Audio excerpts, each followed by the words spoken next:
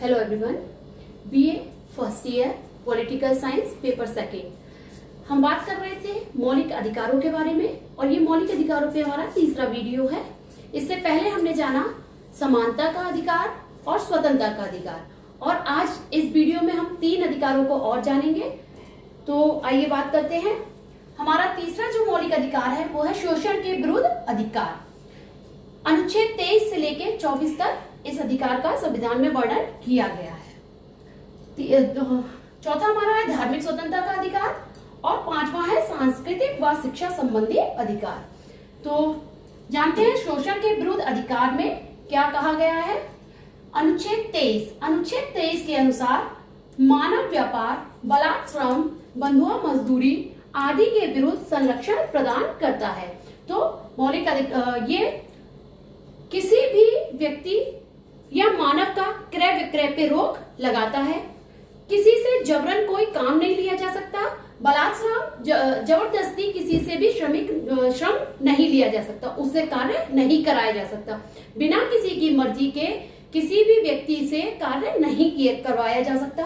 बंधुआ मजदूरी, बिना किसी भी व्यक्ति को बंधुआ मजदूर बनाकर नहीं रखा जा सकता। तो अनुच्छेद 23 कहता है सभी नागरिकों का यह अधिकार है कि शोषण के विरुद्ध अधिकार, अगर उसका कहीं शोषण होता है, कोई उससे जबरदस्ती कार्य करवाता है या उसका मानव व्यापार कराया जाता है, क्रय विक्रय, बंधुआ मजदूरी, तो उसको ये अधिकार है कि वो न्यायालय में जाए और अपने इस अधिकार का प्रयोग करे। अनुच्छेद 24 क्या कहता है। 14 वर्ष से कम उम्र के बच्चों को कारखाने व संकटग्रस्त जगह पर कार्य करने पर रोक लगाता है। तो 14 वर्ष से कम आयु के जो भी बच्चे हैं उनसे जोखिम भरा कार्य नहीं कराया जा सकता। ये उनका एक मौलिक अधिकार है। यदि किसी बच्चे से किसी कारखाने में या कहीं जबरदस्ती कार्य कराया जाता है तो वो इस आर्टिकल के तहत अपने शोषण के विरुद्ध इस अधिकार का प्रयोग कर सकता है और न्यायालय की शरण में जा सकता है। चौथा हमारा जो मौलिक अधिकार है वो है धार्मिक स्वतंत्रता का अधिकार, जिसका वर्णन अनुच्छेद 25 से लेकर 28 तक किया गया है।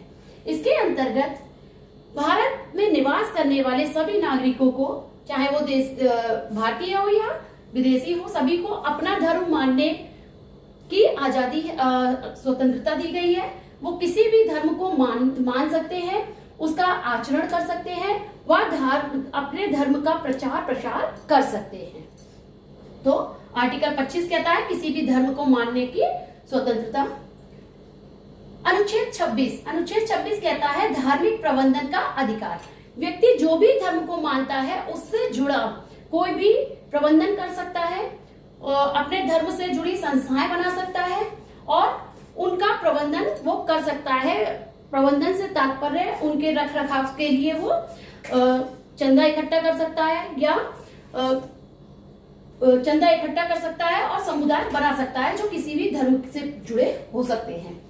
अनुच्छेद 27 कहता है कि धार्मिक संपोषित का अधिकार, मीन्स जो भी संस्थाएं हैं जिस भी धर्म को से जुड़ी हैं उस धर्म से जुड़े कार्य करने के लिए उन्हें संपत्ति के रख रखाव का अधिकार दिया गया है कि वो अपने धर्म को माने, उसके प्रचार प्रसार में संपत्ति का रख रखाव करें और उसका अपने इस अधिकार को प्रयोग करें। अनुच्छेद 28 धार्मिक शिक्षा उपासना में उपस्थित होने की स्वतंत्रता। तो अनुच्छेद 28 के तहत क्या कहा गया है कि राज्य द्वारा किसी भी शिक्षण संस्था में जो राज्य की हो, सरकार द्वारा पोषित होगी, उसमें धार्मिक शिक्षा नहीं दी जाएगी। और बल्कि क्या होगा कि जो शिक्षण संस्थाएं धार्मिक शिक्षा के लिए बनी हैं उनमें धार्मिक शिक्षा दी जाएगी, लेकिन किसी भी व्यक्ति को उपासना प्रार्थना में उपस्थित होने की स्वतंत्रता है। वो वहां उपस्थित हो या ना हो ये उसकी मर्जी पर डिपेंड करता है।